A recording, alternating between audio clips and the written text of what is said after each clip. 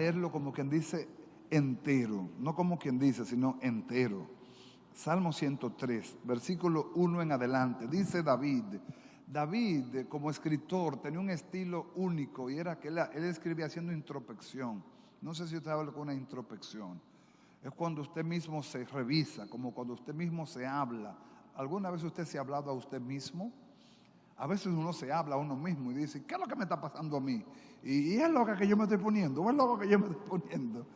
Y uno mismo se habla. David se hablaba a sí mismo cuando escribía muchas cosas y nos la dejó como ejemplo a nosotros. Dice, bendice alma mía a Jehová y bendiga todo mi ser su santo nombre. Bendice alma mía a Jehová y no olvide ninguno de sus beneficios. De ese tema vamos a hablar, versículo 2 específicamente. Él es quien perdona todas tus iniquidades, el que sana todas tus dolencias, el que rescata del hoyo tu vida, el que te corona de favores y misericordias, el que sacia de bien tu boca, de modo que rejuvenezcas como el águila. Jehová es el que hace justicia y derecho a todos los que padecen violencia. Sus caminos notificó a Moisés y a los hijos de Israel sus obras. Misericordioso y clemente es Jehová, lento para la ira, grande en misericordia. No contenderá para siempre, ni para siempre guardará el enojo. No ha hecho con nosotros conforme a nuestras iniquidades, ni nos ha pagado conforme a nuestros pecados. Porque como la altura de los cielos sobre la tierra, engrandeció su misericordia sobre los que le temen.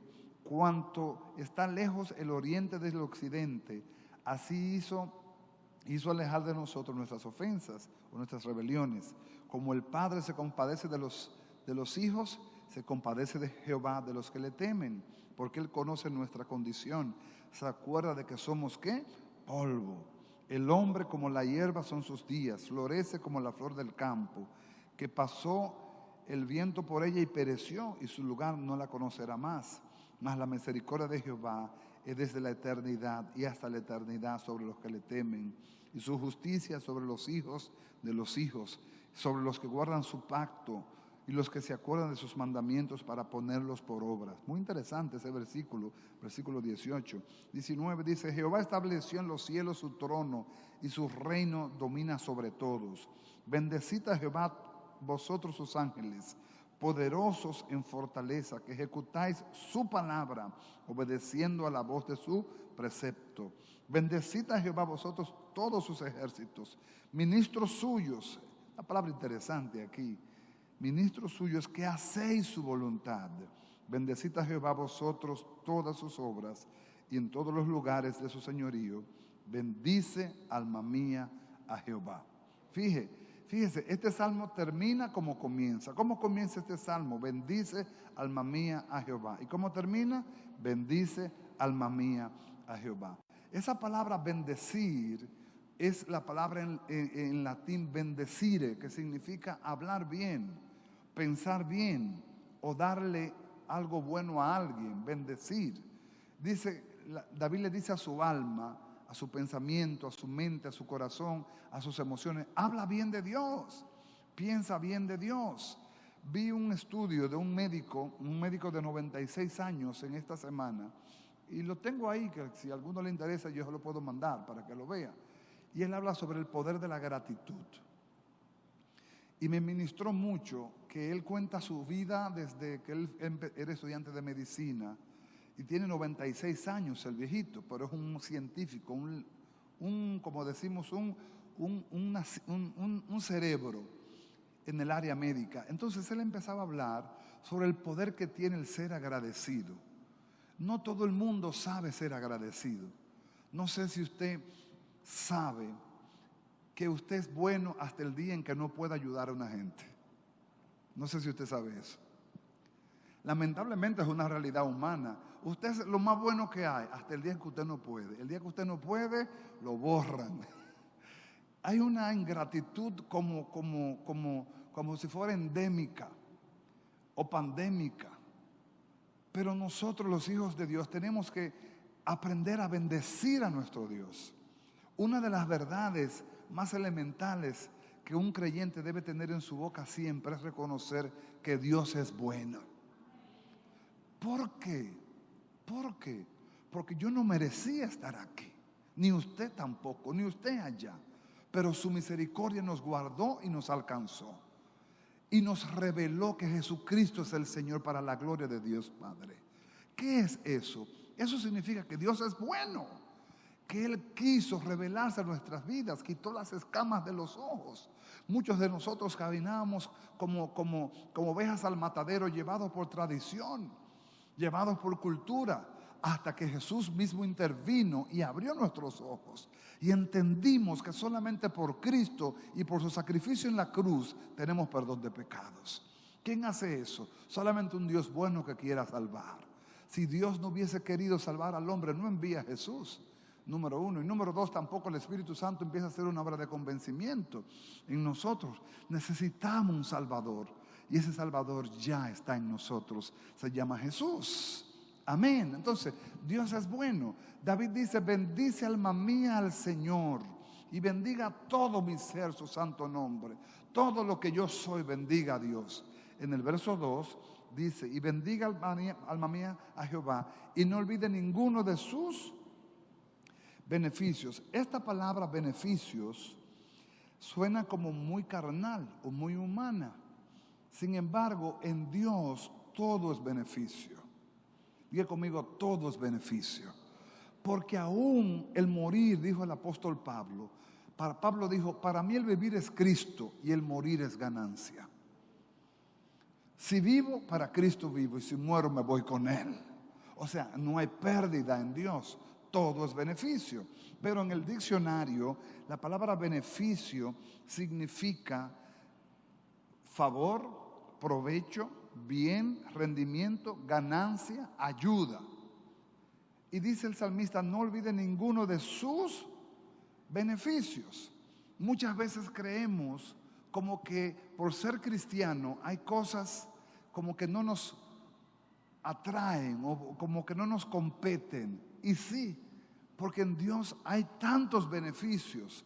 Desde que entramos a la vida de Dios, entramos a la vida eterna. Oiga, vida eterna. Porque Dios es eterno, nos ha dado vida eterna.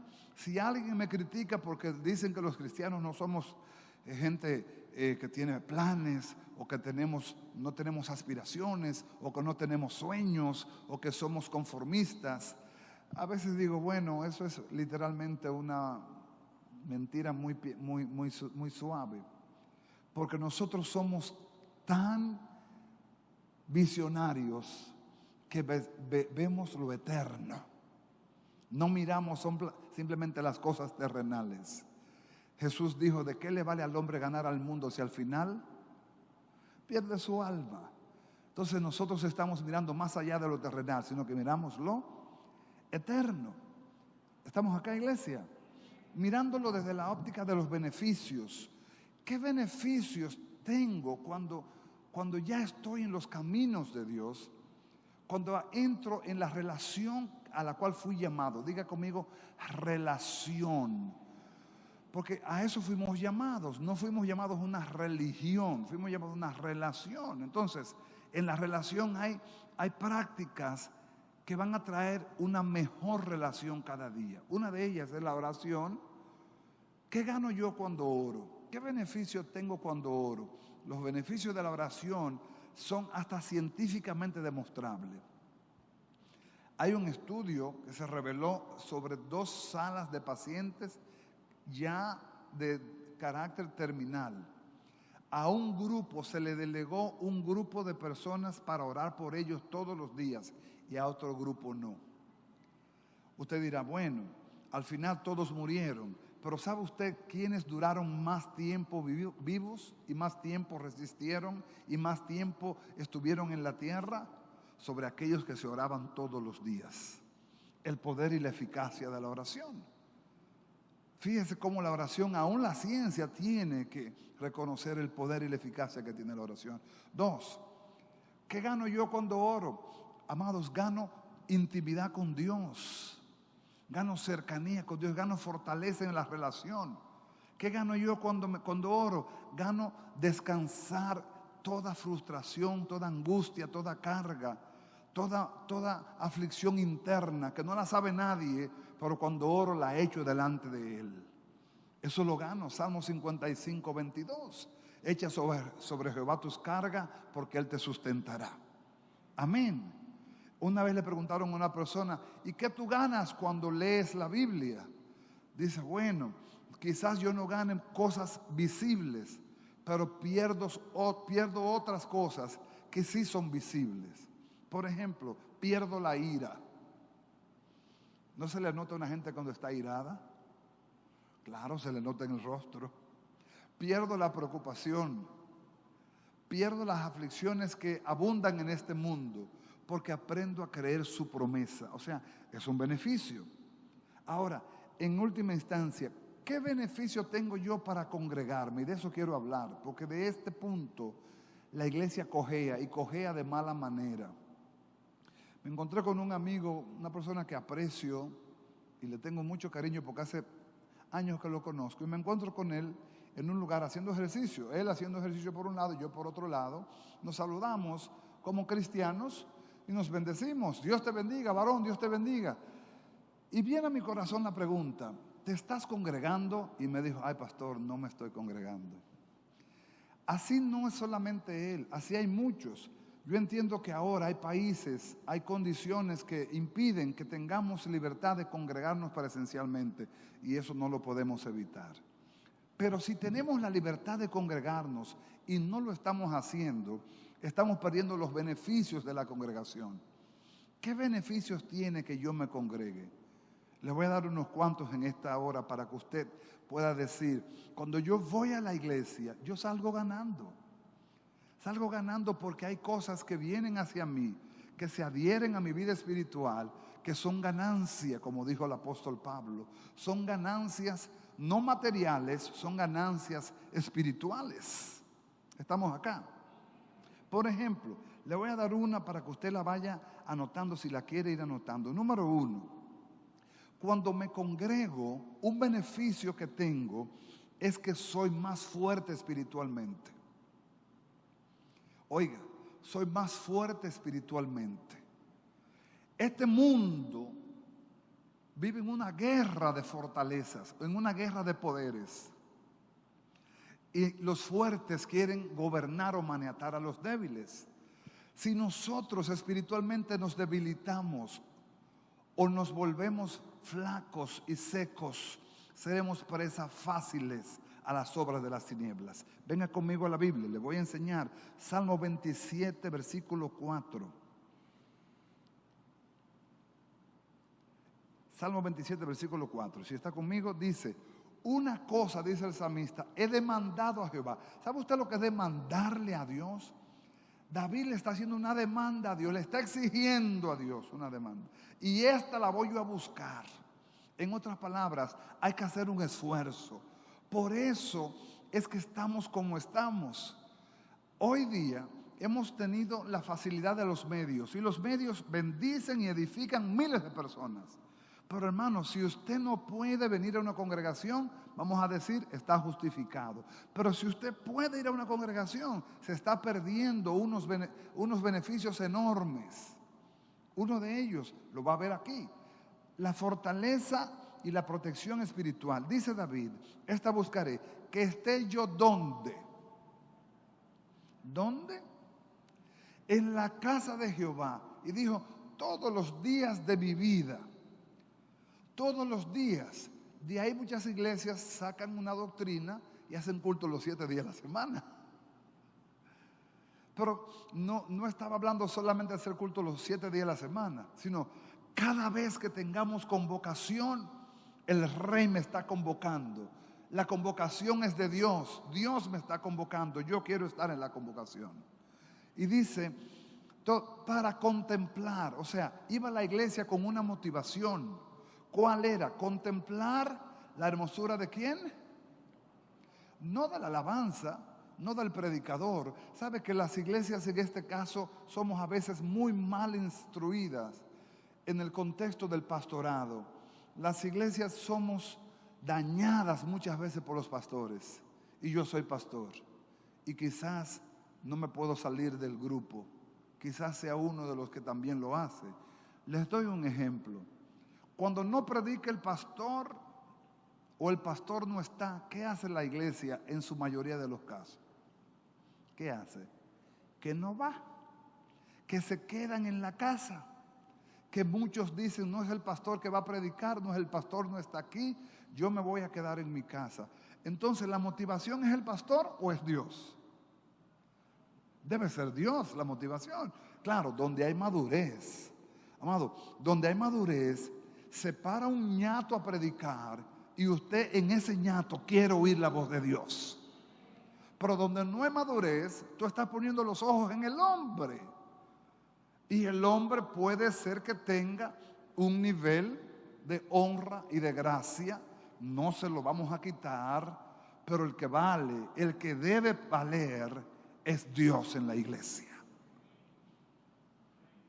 Y cuando digo de valer, es prevalecer por encima de toda motivación humana. ¿Aló? Porque si no hubiera música, ¿no viniéramos a la iglesia? Viniéramos aún sin música. Si no tuviéramos un micrófono, cantáramos con las manos. La iglesia primitiva no tenía micrófonos. La iglesia primitiva no tenía templos. La iglesia primitiva no tenía los recursos y se reunían para adorar al Dios que hizo los cielos y la tierra. Porque la motivación era Dios. Amado, nuestra motivación tiene que ser Dios. Yo estoy aquí por Dios. Yo predico el evangelio por Dios. Yo sirvo por Dios. Aleluya. Entonces, cuando esa motivación está clara, muchas cosas se van quitando de nuestra mente. Miren lo que decía el salmista. Para contemplar la hermosura de Jehová y para inquirir en su templo. ¿Qué significa esto de inquirir? De aprender, buscar, escudriñar en el templo. Amado, no es lo mismo ni es igual. Siempre habrá diferencia en aquel que puede sentarse a oír un expositor de la palabra. Lo dice el Salmo 119, dice, la exposición de tu palabra alumbra los ojos. O sea, cuando hay exposición de la palabra, sus ojos son alumbrados y usted entiende cosas que antes no entendía. Aún quizás no sea del mismo sermón que se esté predicando, pero usted entendió algo que antes no había entendido. Y usted sale enriquecido. ¿Y qué es eso? ¿Sabe lo que es eso? Diga conmigo, un beneficio. Eso es un beneficio porque esto yo no lo sabía y lo aprendí hoy. Y ese aprendizaje vino porque estaba en la casa de Dios. Amén. Hay gente que le llama dicha y no es dicha, es obediencia, hermano. Los cristianos no creemos en dicha ni en suerte. Ayer me decía un hermano que me estaba hablando y yo tenía una reunión con los pastores y me falló el internet al final. Y le decía, hermano, perdóname, tengo una reunión con el discipulado. Y él me decía, mucha suerte en la reunión. Y yo le dije, nosotros no caminamos por suerte, nosotros caminamos por fe. Amén. Para nosotros la suerte ya pasó a ser parte de la cultura y de la tradición. Ahora es nuestra fe la que ha vencido al mundo. Entonces, el salmista dice que en la casa de Jehová tendremos la hermosura y tendremos el conocimiento de su gloria, de su presencia. Venga conmigo, Jesús habló, Juan 16:33. Abra su Biblia.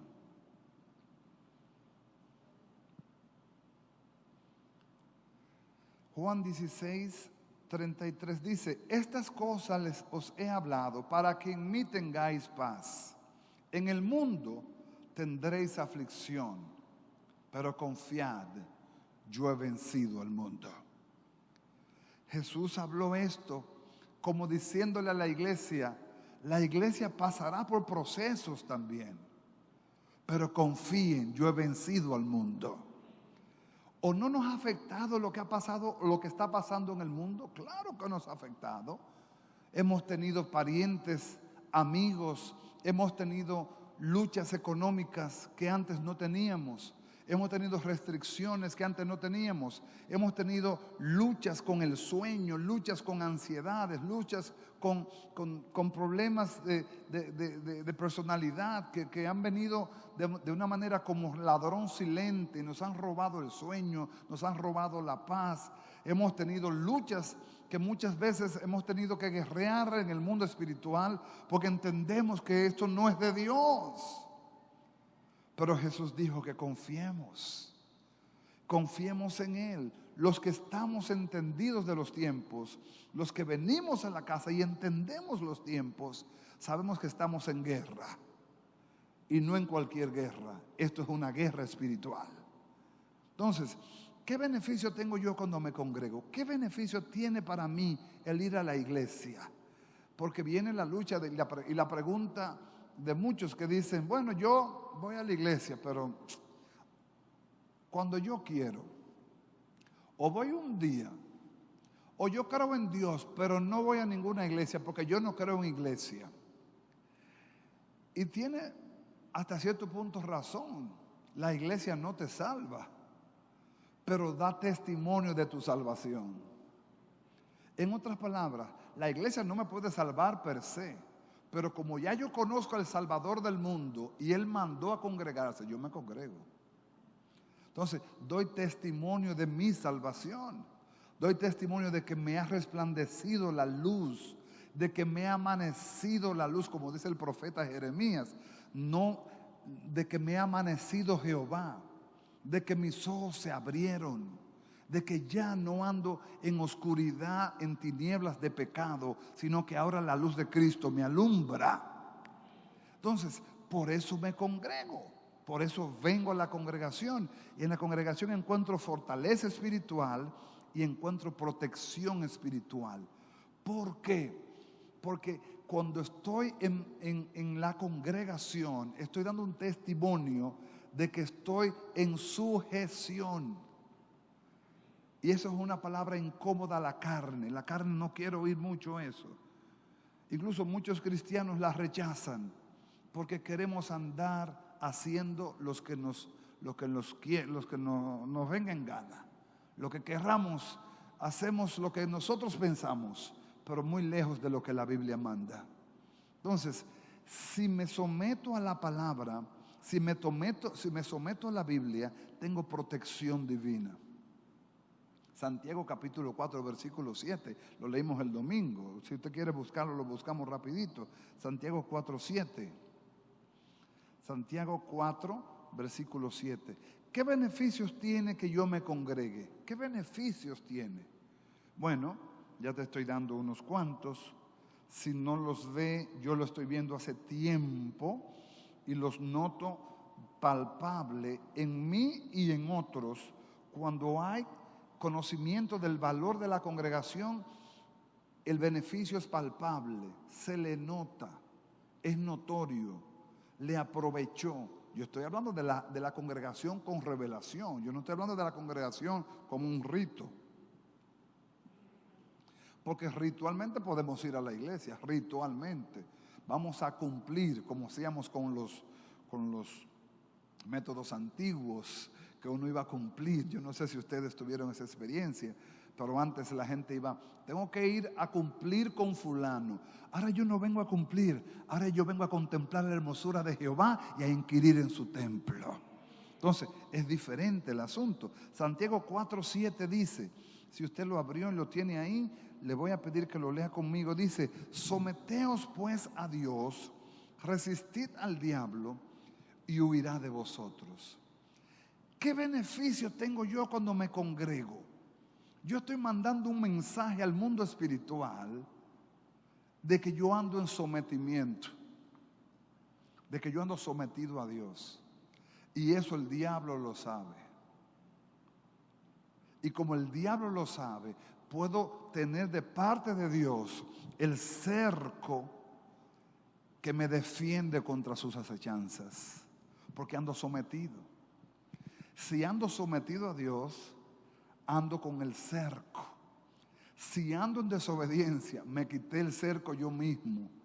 Entonces soy vulnerable a ataques espirituales que pueden venir de manera sutil o de manera abrupta, y usted quedarse sorprendido. ¿Por qué vino este ataque? ¿Cuál es la causa? ¿En qué yo he pecado? ¿En qué yo he fallado? Quizás tú dirás, yo no he robado, yo no he adulterado, yo no he mentido, yo no he tomado droga, yo no he bebido alcohol, pero ando en desorden. Y eso traerá consecuencias. Y las consecuencias uno no quisiera tocarlas ni hablar de ellas, pero no son como uno quiere, son como el mismo Dios quiera permitirlas. A veces las consecuencias son fuertes, que uno no quisiera tocarlas. Amado, la desobediencia paga, y paga de manera muy fuerte. Paga fuerte la desobediencia, déjeme decirle. Hay cosas que uno no quisiera ni mencionarlas, pero es por el simple hecho de no andar sometido. ¿Qué beneficio tiene que me congregue? ¿Qué ando sometido? ¿Y qué beneficio tiene andar sometido? Que tengo la certeza de que tengo el muro y que tengo la cobertura del Padre que me mandó a someterme. Y no hay nada para Dios más importante que un pueblo sometido.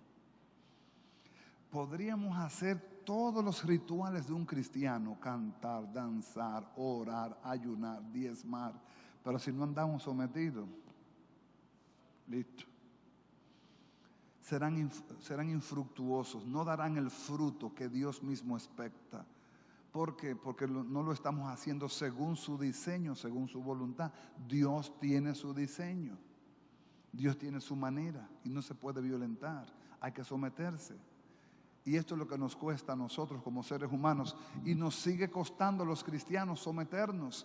Es una debilidad que tenemos que pelear con ella todos los días. El someter la carne a la obediencia, el someter nuestra concupiscencia a la obediencia, nuestro pasado a la obediencia. No es tan sencillo como se ve. Hay que batallar contra los deseos carnales que vienen a diario a tu mente y a tu corazón para que tú no hagas la voluntad de Dios.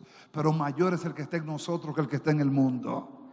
Y si Dios es con nosotros, ¿quién contra nosotros? Podemos levantarnos en el nombre de Jesús. Muchas veces tu carne te habla y te dice: tú estás cansado, tú estás cansada, tú no te sientes bien, tú tuviste un día muy fuerte ayer, quédate hoy, búscale la vuelta. Yo no estoy diciendo que usted no se tome su tiempito y descanse y se dedique a su familia y atienda a su familia. No, no somos extremistas, ni estamos tampoco en el contexto religioso como que usted no puede dedicarse un tiempo para su familia o un tiempo para descansar. No, creemos en eso. Yo creo que el hombre debe parar y descansar y renovar fuerzas. Yo creo que el hombre necesita familiarmente sacar un tiempo con su familia. Lo creo y lo predico. Hasta los recomiendo. Hay familias que yo les recomiendo: váyanse de la ciudad, váyanse del campo, váyanse del territorio. Ustedes necesitan salirse porque se van a ahogar. Entonces, no me malinterprete. Lo que yo estoy diciendo es que pudiendo hacerlo, la carne hace la oferta para ver cómo tú estás. ¿O acaso usted no cree que a mí también el enemigo me las ofrece? Yo tengo varios pastores al lado que predican precioso, mejor que yo, la palabra de Dios. Hombres de corazón muy lindo que tienen disposición, que yo pudiera decir: bueno, este mes yo no voy a predicar. Este mes yo me voy a sentar tranquilito y voy a oír a los predicadores. Eso me lo dice mi carne y yo podría comprarlo como una voz de Dios. Sin embargo, yo no me puedo olvidar cuál es mi responsabilidad para con el propósito y para con el tiempo que vivimos. No menosprecio lo que ellos dan ni lo que ellos tienen, pero yo tampoco puedo olvidar mi rol. Esto no es que ve tú que yo me quedo, como pasa muchas veces.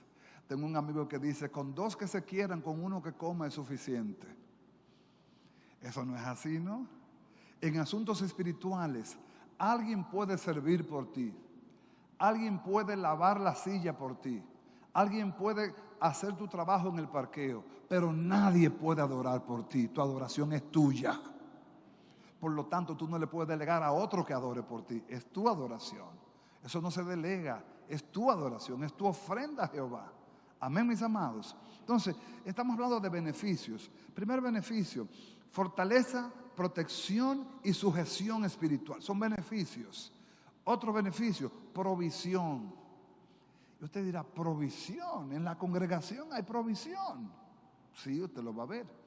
Lo que pasa es que la provisión no necesariamente es materia. Dios en su iglesia se provee. Él provee para sus hijos. ¿Sabe usted lo que significa dirección? Tener un consejo. Hay personas que trabajan en empresas que son consejeros o se llaman consultores. No son necesariamente empleados de la empresa. Ellos ganan solamente por el consejo. Tú sabes bien lo que estamos hablando, ¿verdad? Ellos simplemente dan un consejo, dan su opinión, a ellos lo consultan. Y por consultarlo, tienen ellos derecho a recibir un beneficio. Entonces, en la iglesia hay provisión de consejo siempre. Hay provisión de exhortación, hay provisión de ánimo, hay provisión de aliento, hay provisión de corrección. Y eso es de Dios. No es una materia, no es quizás algo tangible que yo me lo meto en el bolsillo, lo meto en la cartera, pero me lo llevo en el corazón, lo aprendí y eso no se me va a quitar, eso no se me va a ir, eso va a permanecer conmigo para la gloria de su nombre. Eso es provisión, eso pasa en la congregación. Abra su Biblia en el libro de Salmos, capítulo 36, versículo del 7 al 9. Abra su Biblia. Porque es muy importante que entendamos esto. Dice, cuán precioso, dice el salmista, oh Dios, es tu misericordia. Por eso los hijos de los hombres se amparan bajo la sombra de tus alas. Serán completamente saciados. Oiga, saciados, satisfechos. ¿De la grosura de dónde? De la grosura. La grosura viene siendo de la mejor parte del animal, la mejor parte de la carne, la mejor parte de la comida. ¿De la grosura de dónde? Lea bien. De la grosura de tu casa. Y tú los abrevarás del torrente de tus delicias, porque contigo está el manantial de vida. En tu luz veremos la luz. Hay provisión, hay alimento en la casa de Dios. Y esa provisión no es una provisión cualquiera, porque tú no la compras en una farmacia, ni la compras en eBay, ni la compras en Amazon. Es la provisión de su gracia, de su espíritu y de su consejo, que viene en la congregación, que pasa en la congregación. Y esa provisión es para su pueblo, porque Él es, ¿sabe qué? Que Dios es responsable de su pueblo. Una de las cualidades más hermosas de Dios como Padre, todas las cualidades de Dios son hermosas, en Dios no hay defectos, es que Dios es responsable por sus hijos. Dios no es un padre irresponsable, Él es un papá responsable. Y Él sabe proveer a sus hijos. Y cuando yo hablo de provisión, no hablo necesariamente, otra vez para aclarar bien, de cosas materiales. La provisión de Dios es múltiple y es sublime, y no necesariamente son cosas tangibles, aunque Él puede dar cosas tangibles, Él puede dar cosas medibles. Pero sin embargo, las que son intangibles, las que son espirituales, las que son sublimes, no son medibles. Tú no la puedes medir. Porque una idea que venga de Dios, una idea que venga de Dios, es suficiente para hacerte rico. Pero ¿quién fue que te hizo rico? Fue Dios a través de una idea. ¿Quién dio la idea? ¿Quién dio la fuerza? ¿Quién dio la inteligencia? ¿Quién dio la sabiduría? ¿Quién dio la visión? ¿Quién abrió la puerta? ¿Quién puso la gracia? Fue Dios. Entonces eso es provisión. No podemos limitar la provisión de Dios a materia, porque eso sería hacer a Dios limitado. Y Dios no es limitado. No limitemos a Dios a simplemente cosas materiales. La provisión de Dios es múltiple y es amplia y generosa. Y puede ser mucho más allá de lo que nosotros pensamos, como dice la Biblia en Efesios capítulo 3, versículo 20. Efesios 3 dice que Dios da más de lo que pedimos y entendemos. A veces no entendemos cómo Dios nos da más de lo que pedimos y más de lo que entendemos y más de lo que merecemos. Y digo esto porque lo digo por mí. No entiendo muchas veces cómo Dios se place de darme más. Yo, Señor, yo no necesito más. Yo tengo suficiente. Sin embargo, Dios en su generosidad es sobreabundante. Nadie es más generoso que Él. Diga conmigo, Dios es sobreabundante. Cuando somos suplidos de su sobreabundancia nos hace valorar cada detalle. Amado, oiga, es mejor un bocado seco y en paz, porque vino de Jehová, que una casa llena de provisiones donde hay contienda. Donde Dios bendice, hay gozo, hay paz. Eso es provisión. Y la provisión de Jehová es la que enriquece y no añade consigo tristeza. Hay personas que podrían tener cosas, pero no tienen lo que tú tienes. Cosas que pueden ser valiosas en lo natural, pero no sacian lo interior. Para mí el testimonio más hermoso de eso es Juan Luis Guerra. Juan Luis Guerra no le predicó un predicador así como yo o como usted. Juan Luis Guerra se sentó en una playa a meditar un día. A meditar, a mirar el mar. Y mirando el mar, siendo un músico conocido mundialmente, siendo famoso, siendo rico, él mismo se hizo unas cuantas preguntas. Y dijo, soy rico, me conoce mucha gente en el mundo, soy famoso, pero me siento vacío. ¿Qué me falta? ¿Qué me falta? Y hubo una respuesta que vino por el Espíritu Santo, un acto soberano, como si fuera una cristofanía.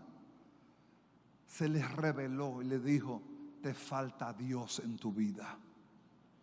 Te falta Dios. Y eso lo inquietó. Porque ¿qué terrenal no tenía? Todo terrenalmente hablando. Respeto, fama, conocimiento de reyes, premio, dinero, todo. Entonces se pone a pensar, ¿qué me falta? Dios. Y cuando concluyó, me falta lo más importante, Dios. Porque todo lo que tengo exteriormente suple una necesidad momentánea.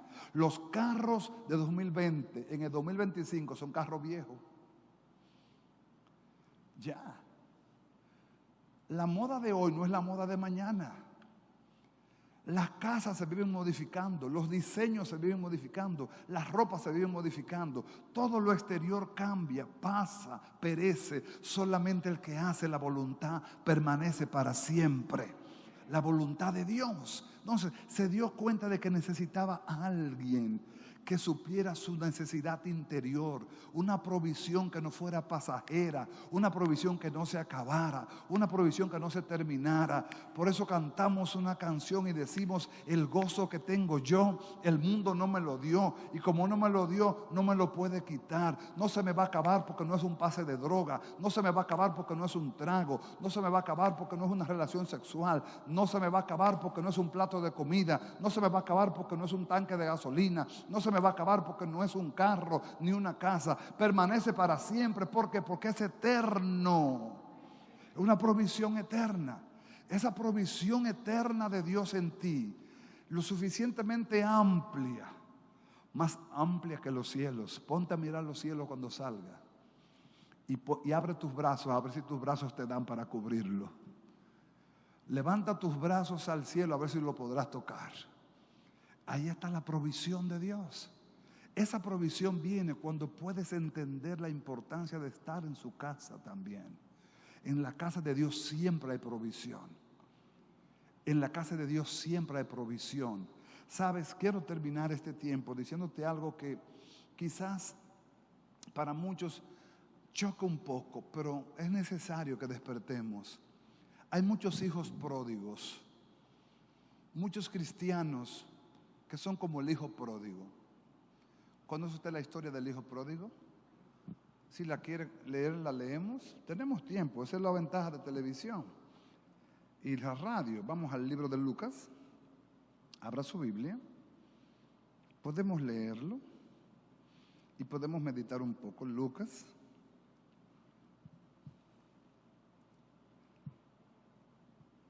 Capítulo 15, versículo 11. Lucas capítulo 15, versículo 11. También dijo, un hombre tenía 2 hijos, y el menor de ellos dijo a su padre, Padre, dame la parte de los bienes que me corresponde. Y les repartió los bienes. Miren, en la Biblia suceden cosas extrañas que uno las razona. Dice, pero esto está fuera del orden. Son actos soberanos. Primero, porque es el menor y se supone que la herencia empieza por el mayor. Se supone que la herencia se le da al mayor primero, ¿verdad? Entonces, el menor pide la parte de la herencia. Y el padre no se la rehusó. Esto no es por fuerza. Le dio su parte de la herencia. Dice, no muchos días, juntándolo todo, el hijo menor se fue lejos de una provincia apartada. Y allí desperdició sus bienes viviendo perdidamente. Voy a parar ahí, me voy a separar un poquito del púlpito. Tú sabes la cantidad de gente que está viviendo su vida desperdiciadamente. Desperdiciadamente. Conozco y sé de personas. Yo conocí al Señor a los 22 años de edad. Conozco personas que dicen, wow, ¿por qué yo no conocí al Señor más joven? Hubiese tenido más tiempo para servirle, más tiempo para honrarle. Todo tiene su tiempo, gloria al Señor. Pero algunos lo han conocido y no han valorado al Dios que se les reveló.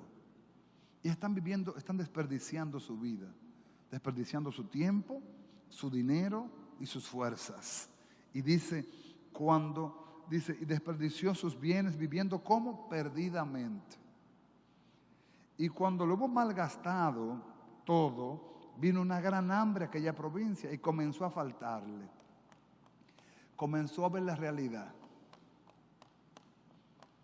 Señores, la realidad a veces es mala de ver. Comenzó a ver la realidad.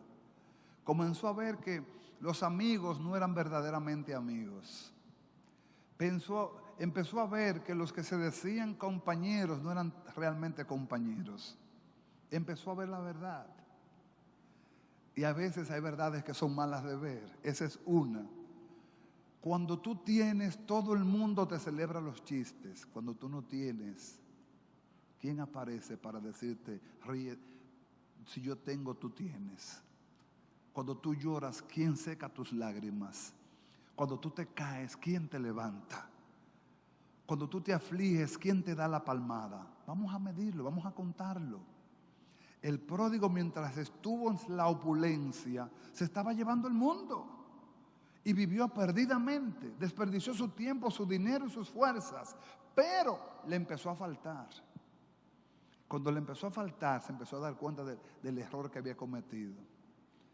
Y dice, y vino una gran hambre en aquella provincia y comenzó a faltarle. El hambre no necesariamente es de cosas de comida.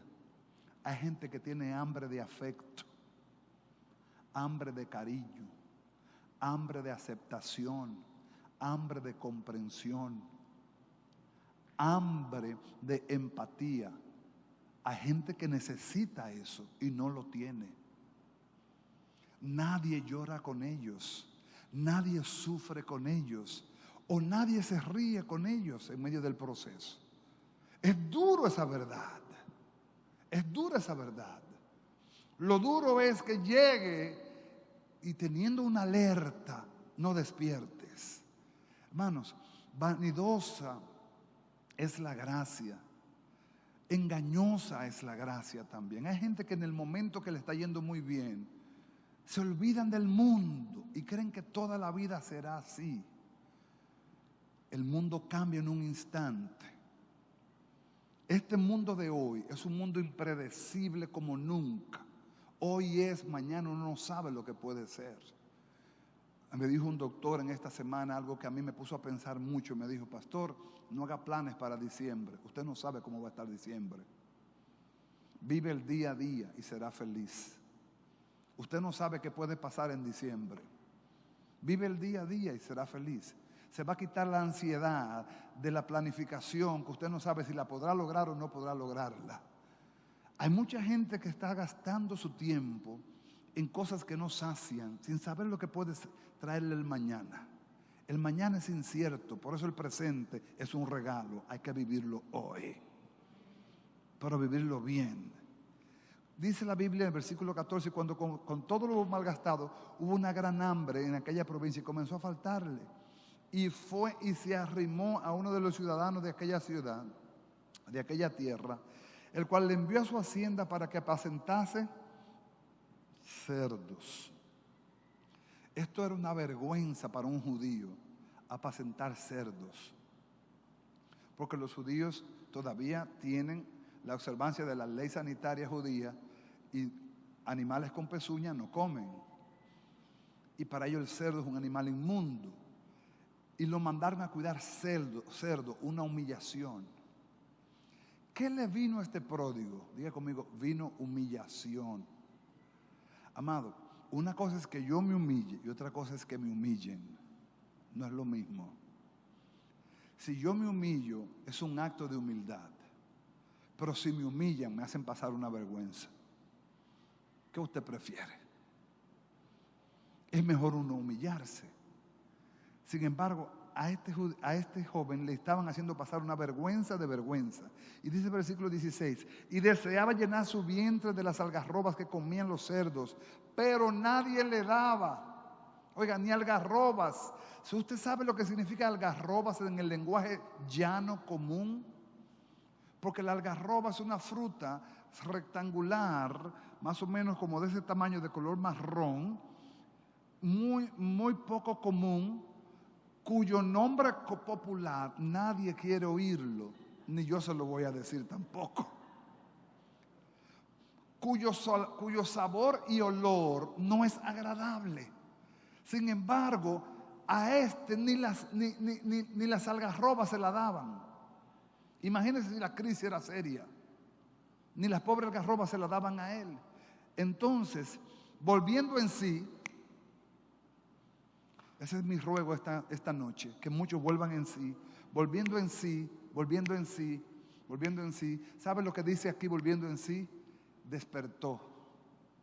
¿Sabe que hay gente que duerme por tiempo, que se durmió?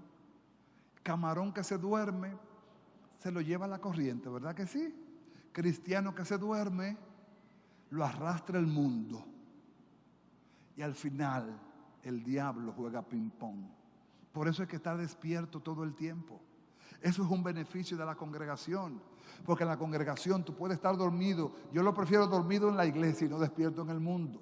Porque dormido en la iglesia puede despertar en el nombre de Jesús. Y dice, volviendo en sí, recapacitó y dijo, ¿cuántos jornaleros en la casa de mi padre? ¿Dónde estaban los jornaleros? En la casa de mi padre tienen abundancia de pan. Oiga, los jornaleros tienen abundancia de pan.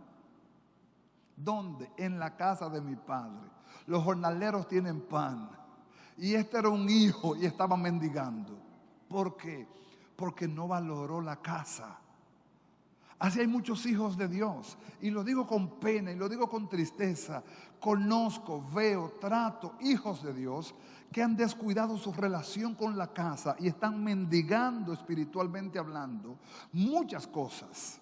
Están desenfrenados en muchas áreas, desviados en muchas áreas, y todo tiene que ver porque le falta provisión de un consejo, de una guianza, y esa verdad se encuentra en la congregación. Penosamente cierto, dolorosamente cierto. Entonces, ¿cuántos jornaleros en la casa de mi padre tienen abundancia de pan? Y yo aquí perezco de hambre. Oiga, yo aquí me estoy muriendo del hambre. Pero él venció un obstáculo, y ese es mi ruego también esta noche. Él venció un obstáculo, dijo: me levantaré e iré a mi padre y le diré: Padre, he pecado contra el cielo y contra ti. Ya no soy digno de ser llamado tu hijo. Hazme como a uno de tus jornaleros. Versículo 20. Y levantándose, vino a su padre. Aleluya. Y cuando estaba lejos, lo vio su padre. Lo que este hijo no sabía era que su padre lo esperaba todos los días. Así espera Dios todos los días que tú vuelvas. Que tú vuelvas a tu casa, que tú vuelvas al redil, que tú vuelvas a la mesa. Dios tiene tu mesa reservada, tu asiento reservado. Dios tiene tu pan reservado. Dios tiene tu plato reservado. Pero vuélvete a la casa de Dios. Si te mantienes lejos, el plato se va a quedar tranquilo hasta el día en que tengas que volver en sí con dolor. Este hijo volvió en sí, pero no se crea que volvió en sí de una manera agradable. Volvió en sí por medio del quebrantamiento. ¿Querrá Dios que lleguemos ahí? Yo creo que no. Dios es sabio y misericordioso en gran manera. Pero si nuestro corazón se endurece, nos va a tener que apretar la tuerca. Y cuando nos aprieta la tuerca, muchas veces nos las aprieta por donde nos duele. Por donde nos duele.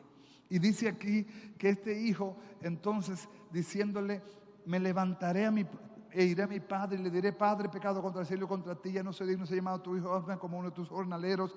Se levantó y vino a su padre, y cuando aún estaba lejos, lo vio su padre. ¿Y qué pasó? Y fue movido ¿a qué? A misericordia. Aleluya. Ese es Dios. Ese es Dios. Ese es Dios que espera a sus hijos con los brazos abiertos.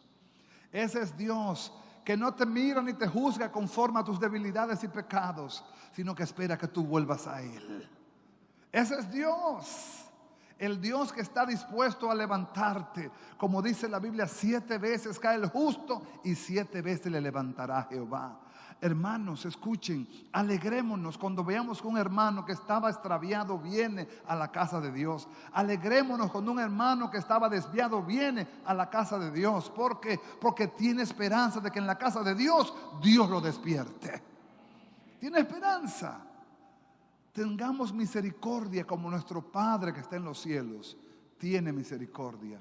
El Padre no lo menospreció. El padre no lo juzgó. El padre no le dijo: ajá, después que gastaste mi herencia, ahora vienes, qué lindo, ¿eh? No, el padre le abrió los brazos y lo estaba esperando. Aleluya. Oh, gloria a Dios. Así creo que Dios está esperando a mucha gente que anda por ahí viviendo como hijos pródigos, viviendo como hijos que no tienen casa, viviendo como hijos que no tienen paternidad. No, tú no eres huérfano, tú tienes paternidad, tú tienes casa, tú tienes padre, tú tienes mesa, tú tienes un plato esperándote, tú tienes una vestidura esperándote, tú tienes un Padre de misericordia esperándote, tú tienes un anillo que Él te va a poner, porque Él es un Dios de pactos. Pero tienes que volver a la casa. Tienes que volver a la casa. Tienes que vencer el temor y el orgullo y el qué dirán. Y a los hermanos que son de la congregación, escuchen esto. Cuando veamos a un hermano que venga, no lo juzguemos, no lo critiquemos, no lo pongamos al menos. Él pudo haber pecado, él pudo haberse equivocado, o ella pudo haber pecado, pero hay restauración en la casa de Dios. El Espíritu de Cristo es restaurar al caído, levantar al caído, perdonar al caído. Si la iglesia no entiende eso, entonces la iglesia no está en la tierra haciendo su rol. Confrontaremos el pecado, pero salvaremos al pecador. Cuando entre el pecador, si entra la prostituta, si entra el ladrón, si entra el drogadicto, si entra el homosexual, entró un alma por la cual Cristo murió. La iglesia no puede hacer acepción de personas. Por años he hablado mucho de esto y voy a insistir hasta que Dios me dé fuerza.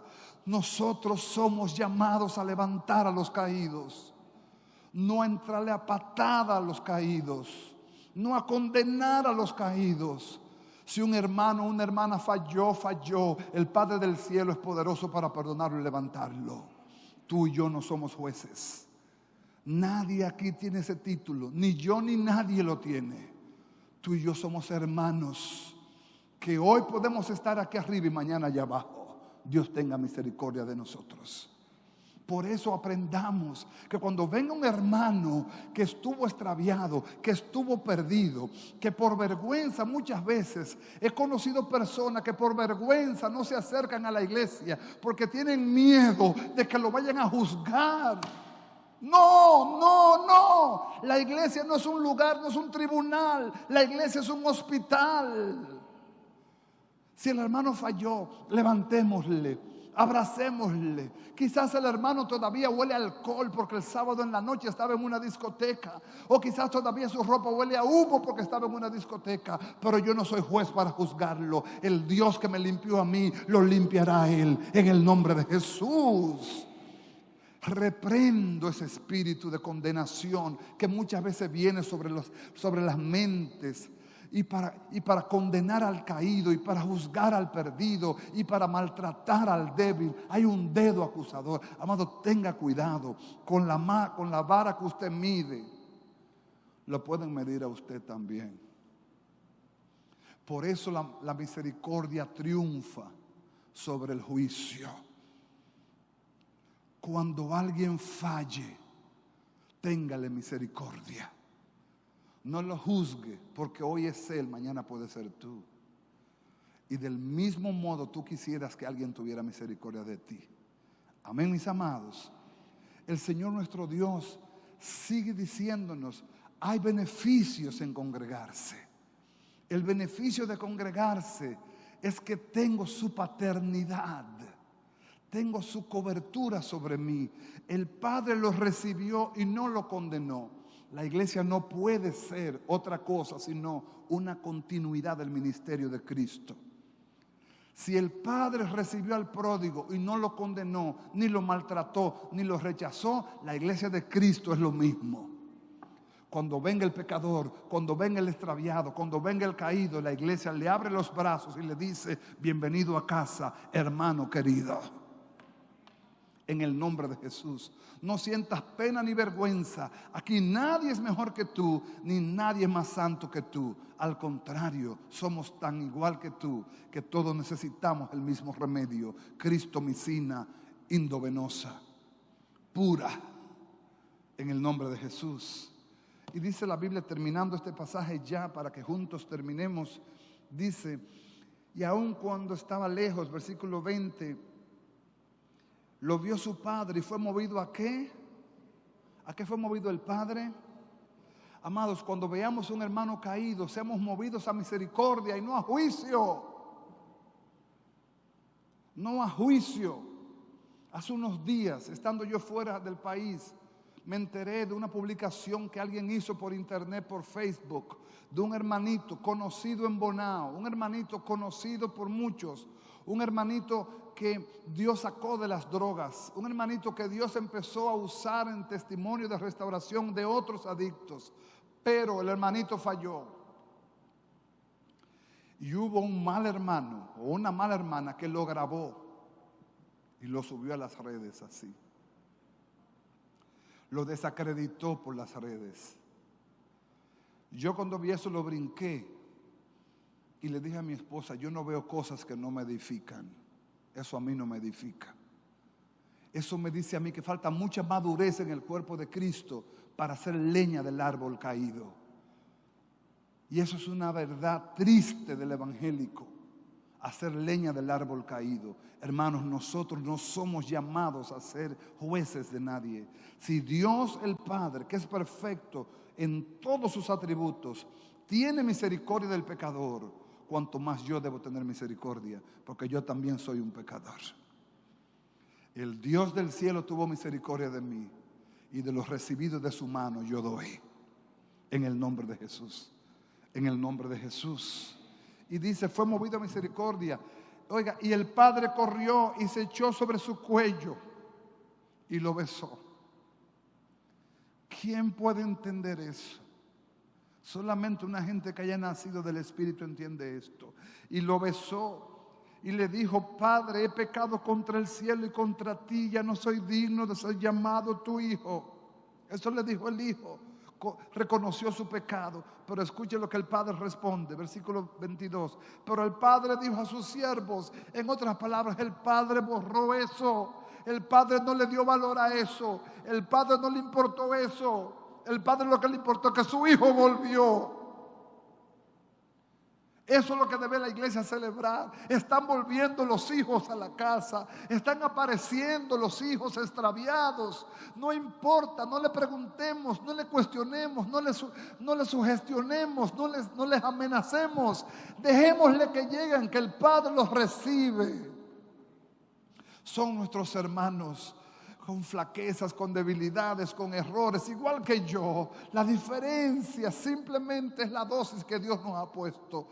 Hay quienes necesitan más, hay quienes necesitan menos. Quizás usted cree que yo necesito menos, yo necesito más todavía. Porque tengo que llevar en mis hombros la responsabilidad de mi vida y la responsabilidad del ministerio también.